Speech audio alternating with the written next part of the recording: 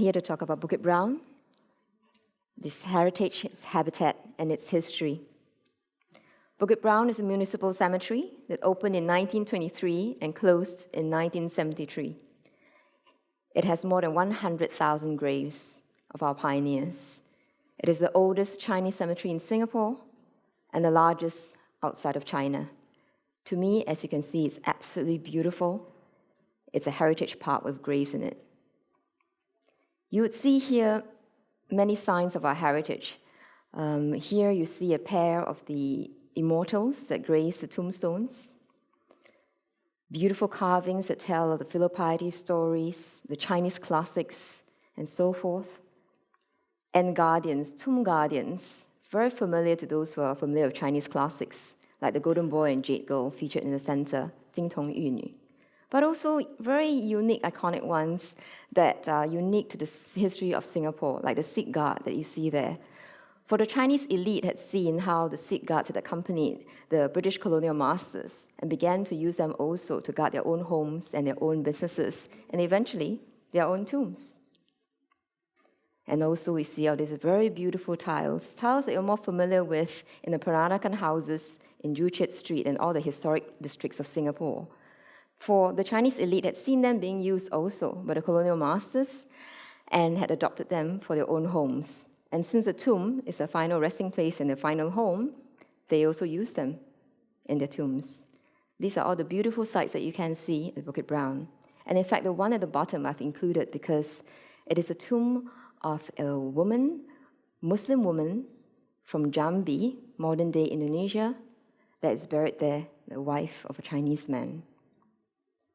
And Bukit Brown, to me, is just a beautiful habitat.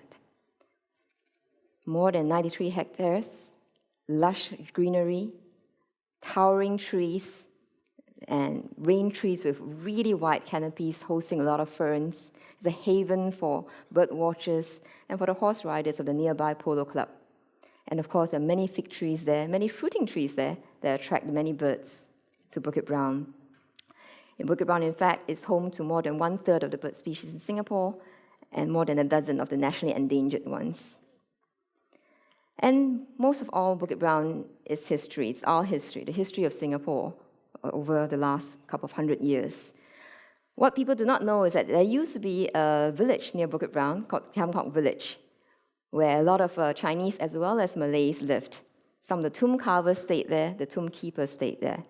And we had the privilege last year of having these Malay sisters bring us on a tour to find all the old trodden paths of the home village, identify the plants that they had planted, the edible plants that they grew, and the stream where they collected water to cook and drink from. These are the stories of our pioneers. To me, there's nothing more precious than this resource. Stories carved in stone. These are not nameless faces or faceless names. These are the stories of the pioneers of our country, and I'm very, very proud of that history. I think most of all, as a trained journalist, Bukit Brown to me is a series of stories, individual histories, family histories, collective history, the national history. And I'd like to share some of that with you. One of the first blog posts that I posted was of this story of a man who was looking for his grandfather who was buried there. This man is called Norman Cho, and he was looking for his grandfather, Cho Kim Leong. Now, as you have seen from some of the photographs already posted here, Bukit Brown is a wonderful place for photographers. In fact, there's been a few photo exhibitions there. And yet, in the last 18 months, I have to say nothing moved me more than when he posted the picture of the patch of grass. And he said, "Found my grandfather." It was extremely moving for those of us who had helped him to find this plot. And he can just discern that little piece of broken brick. What happened was Cho Kim Leong had died during the war, and he was actually from a wealthy family in Malacca that moved down to Singapore. But as a result of the war and the Japanese occupation was to lose all his wealth and status. As Norman himself very poignantly said, wealth and status are quickly lost and transient. The only certainty in life and death is change. He was lost to time and the undergrowth for 66 years. When Norman Cho found him, he decided, I think grandfather deserves a grave. So this was newly constructed last year in March, in time for the tomb sweeping ceremony known as Qingming. And he brought flowers to his grave, as he's Catholic and no longer practices the practices of his grandfather's time. And he scattered flowers and petals over his grave. And as he patted the grave, he realized it was the first time in 66 years that any descendant had visited Joachim Leow, and he wept. Here is another story, which also moved me because I was personally involved in it. This is a very beautiful tomb that you can see from the path when we're walking and giving tours. An absolutely amazing and imposing tomb of a couple, where you can see the photographs even from afar and the two huge stone benches.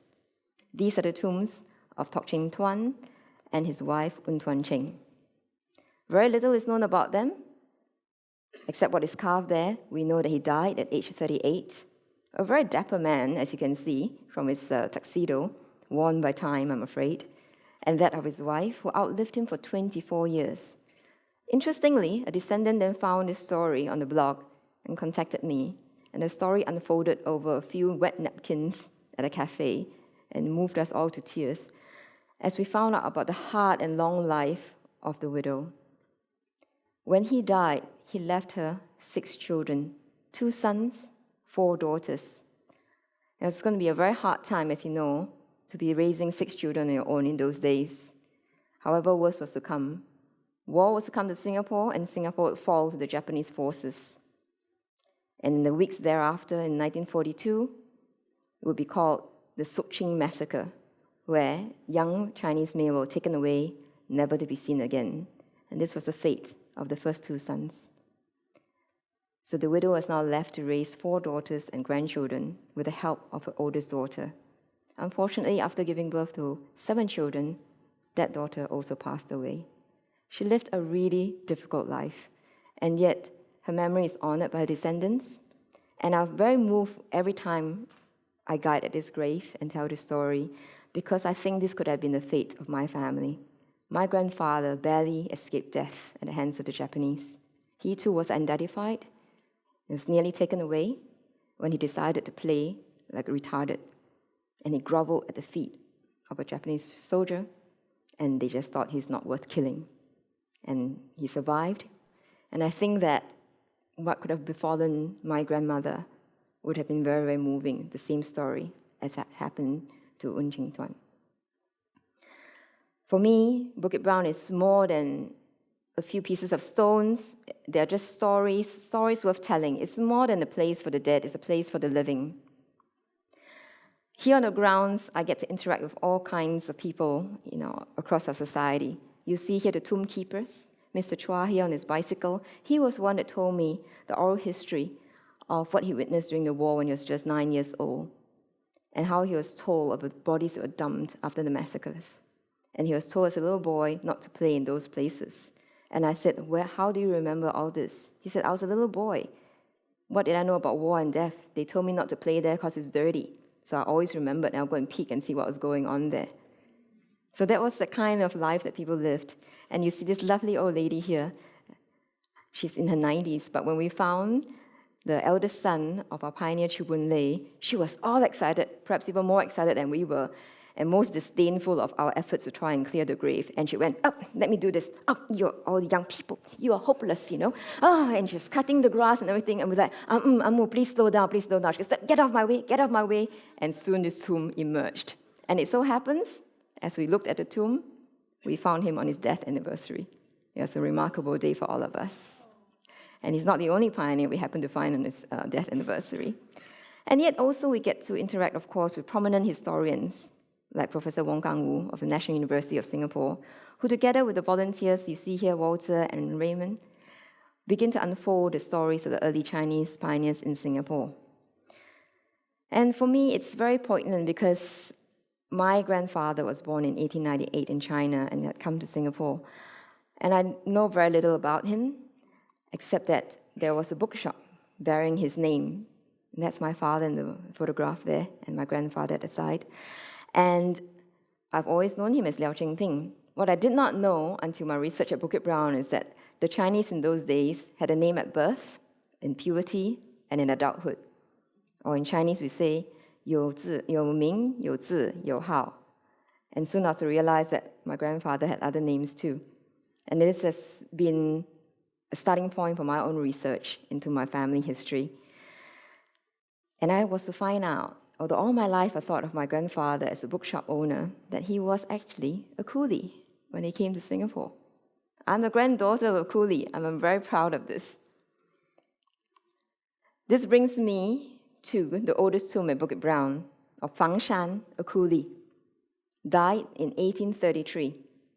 He was actually buried somewhere else, and when that cemetery was exhumed, he was then moved to Bukit Brown. This is why I call Bukit Brown the mother of all cemeteries. It's where other cemeteries come to die. This is why we have to say Bukit Brown, because it is the repository of history in Singapore. And this is a beautiful and very simple tomb you can see. And every Qingming, the tomb sweeping ceremony, we'll still see people come and pay respects to Fang Shan. When you think about it, someone who died in 1833, and people still come to pay respects, it does give you a very strong sense of how you should honor your history and honor those who came before us. But what moves me the most about Fang Shan's grave are the words on his tomb, Xing Zhou, for those of you who can read Mandarin. And Zhou is a homonym for Zhou, the boat. So it's kind of interesting that the early name of Singapore, Xing Zhou, has all these connotations. Xing Zhou means the Isle of Stars. I imagine that Fang Shan, my grandfather, and many of the early pioneers would have sailed from China, having heard wind of fortunes perhaps to be made in Southeast Asia and a little island at the tip of the Malayan Peninsula. It would have been a very difficult journey of many weeks. They would have gotten on, guided only by the stars, and come down the South China Sea through several weeks. They would have had to endure seasickness, homesickness, illness.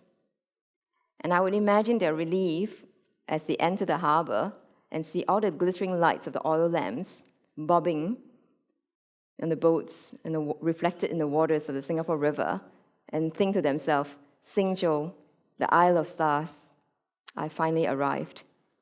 And there's no looking back. It has been a very long and difficult journey. They would come and they know they have to make their fortunes here. They will disembark. They will give thanks to Mazu, the goddess of the seas, at all the clan temples all along the Singapore River, many of which still stand today. And they will register themselves at clan associations and tradesmen's associations and find a job here, make a living. So my grandfather would have made a living at first as a coolie and eventually earn enough money to start a bookshop. So this is the story of the early pioneers of Singapore. They came from the 1700s, late 1700s, those of them who are buried at Bukit Brown, until the cemetery closed in 1973. So this is our history. For me, I lived away from Singapore for 8 years. I lived in Indonesia. And when I came back home, I found it really hard to connect back because so many of the icons that I was familiar with were gone. They were lost. My childhood playground was gone. The little pig farm near my house was gone. My school was being slated for demolition for a condominium project. There was nothing else left. I went to Chinatown and did not recognize the streets. The tradesmen's associations were closed. So I felt very lost. And it was here at Bukit Brown, the stories that I have discovered with the other volunteers, whom we call the Brownies, that really connected me back to Singapore and what it means to be home. And like many of the pioneers, I'm sure they'll be sympathetic to the inscription on Banker Tan Eng Kiam's tomb, which says, "It does not matter that I'm not buried in my place of birth, for when the lid of this coffin is sealed, I am home." So this, to me, is a history of Singapore, our home.